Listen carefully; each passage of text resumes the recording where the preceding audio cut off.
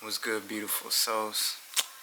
Man, it's been a little bit of a rough morning. You feel me? I don't know if I ate too much last night, but you know what I'm saying. I threw up, had me a little headache, so this video's getting done a little bit later. I'm not sick or nothing, but honestly, throwing up made my stomach feel much better. It was my stomach, it was hurting, but as a conversation for another day.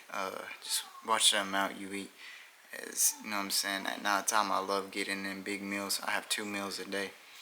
And yeah, it was a wild ride, but we still got our stuff done, and we still getting this information, and I'm still getting this information out to y'all. But I really wanted to talk more about the nature of our true self, the nature of our real self. As when we know the nature of our real self, and sorry about the lot, but it's dark in here, and I ain't got another lot. But the nature of our real self, our true self. When we learn more about that, when we are recognizing that, when we are aware to our true self, as we are consciousness within a body, within a body with thoughts, within a mind with thoughts, feelings, sensations, and so forth. We know we can then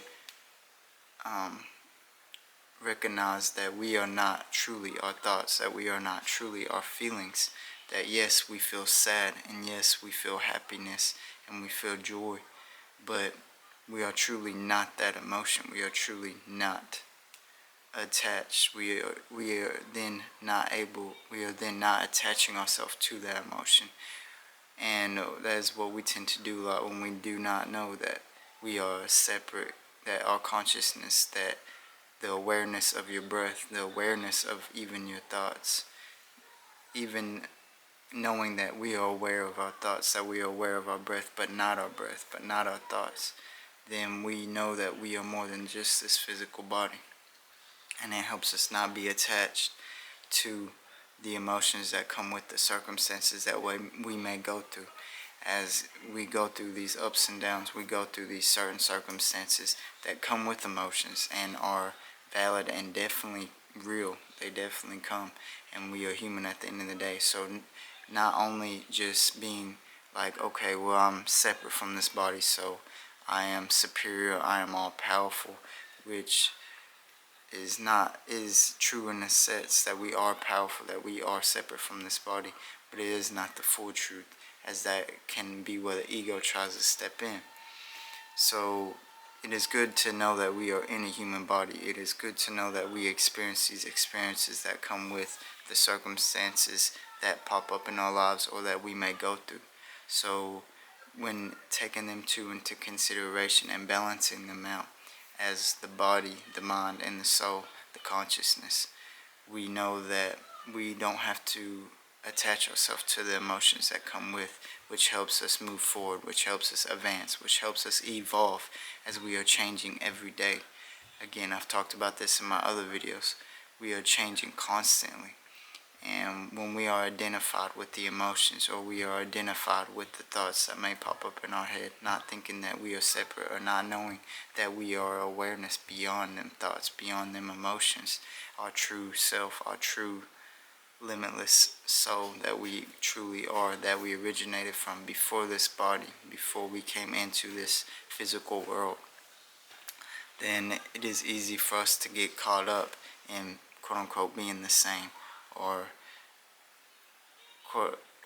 just being stuck in our ways, or being stuck in a past circumstance, as that is what happens a lot when people are not aware of this, when people are so caught up in the separation of oneself or others. Yeah, oneself really, because everybody is a reflection of you. Everybody is a reflection of you. Everybody is from the same source. We are all from the same source, and that is what helps us hold the compassion and the love for others. As when we expect just love coming from others, then we expect it. We get detached, or we get easily aggravated or easily angry at when we do not get that, or when they are human themselves and we come across conflict with them. And that is why relationships ultimately end as well, because we expect so much, or we expect the love or the joy from them, without knowing that it is truly within us, that it comes from us to begin with, that it is us that spreads it, that is like a virus and contaminates people with it. As having expectations is one of the biggest things, especially that I used to have when I was not aware of my true self or the soul that I truly am, that we all are, is the expectations that we put so much on others or certain circumstances to come. When it is good to have good expectations, don't get me wrong, but it is when we are attached to them expectations, is when we are attached to the things we might think others may bring to us, or we think that others may give us a feeling.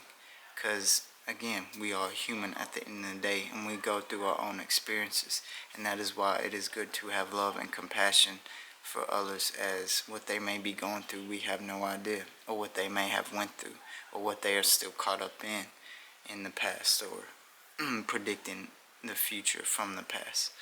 We don't know what they may have went through, and a lot of people go through terrible things, and that's where our compassion comes in. But it is also knowing when we are truly one, that we are truly all from the same source, and we came to this physical world having these experiences, having these circumstances to ultimately find our true self, to find our true potential.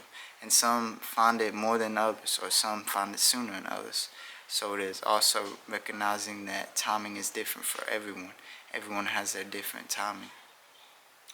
And there's a lot where we can recognize our compassion, where we can recognize our love that we have for others, and not be so reactive when we get that emotion of anger, or we get that emotion that comes up when people are in conflict with us because they think we need to bring something, or they're not aware of their own joy and their own happiness that they have within themselves, and they put it out on us.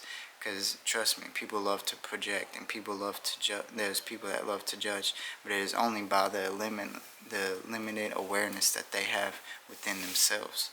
So this is a great way of having that compassion and having that love for others, and then also just having that compassion for yourself. As when we tend to fall into quote unquote low vibrational things of maybe going out to a party or doing this and that, and like I said, it all begins with balance.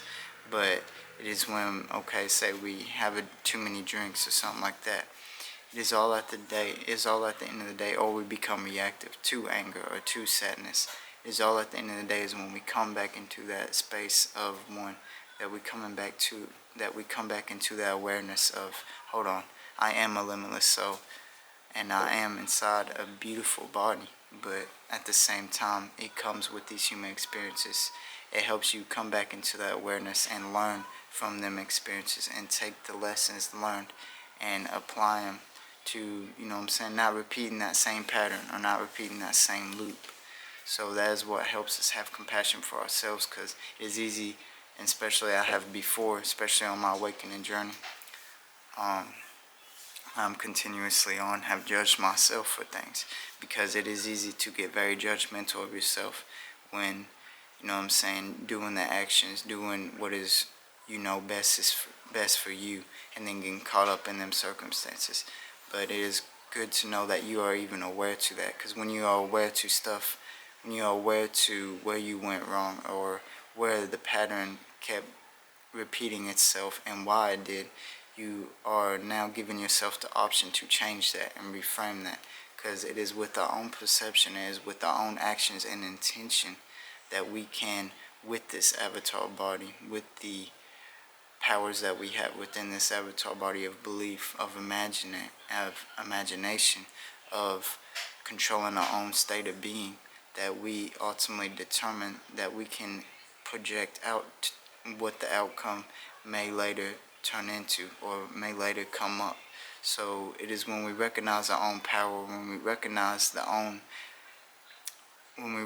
own state of being that we are holding constantly, that we are being in at this present moment, with the awareness that we have beyond this physical body, that we are more in control, that we more in flow, our own flow with our passions, our gifts, and what we love to truly do. As we all have our own unique way of expressing them, of sharing them, and that is ultimately what we are here to do, is what I believe. And it is in different ways that we all do this. So knowing that we are more and not being attached to this physical body and the physical realm that comes with it, and being able to be in that stillness, in that joyfulness of within yourself, of times when, you know what I'm saying, where there ain't no external or materialistic things that you think can bring you that joy or happiness. Because when we think that materialistic things are going to bring that to us, yes, they might temporary, but that is what keeps us chasing in the rat race, in the chasing state. When we ultimately have that joy within ourselves, not saying that it's bad to have materialistic things, it's definitely a good thing and to be grateful, and we need it in this financial matrix. But it is good to be more joy within yourself, to be more grateful for within yourself of this present moment.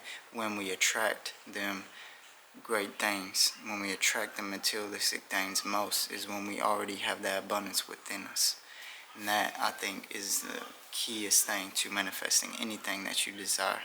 That, yeah, it is already here, but yeah, you're not attached to getting it or attached to what you may need to do to get it, as you are taking the actions necessary and you are flowing with your state of being, and being grateful now will only lead you to what is greater to come. And sometimes our physical mind cannot comprehend that.